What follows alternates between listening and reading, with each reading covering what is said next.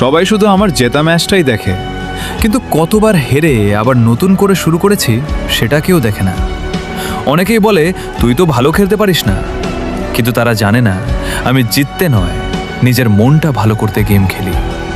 প্রতিটা হার আমাকে একটা জিনিস শিখিয়েছে, হার মানে শেষ নয়, আবার উঠে দাঁড়ানোর সুযোগ।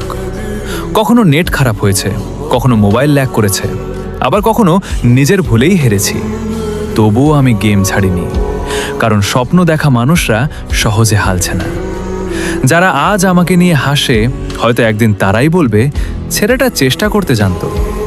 তাই তোমাদের কাছে আমার একটাই কথা, গেম হোক বা জীবন, একবার হারলেই থেমে যেও না, আবার শুরু করো, আবার চেষ্টা করো। কারণ শেষ পর্যন্ত জিতে সেই যে শেষ পর্যন্ত লড়াই চালিয়ে যায়। ইনশাআল্লাহ একদিন আমাদের পরিশ্রমই হবে আমাদের সবচেয়ে বড় পরিচয়।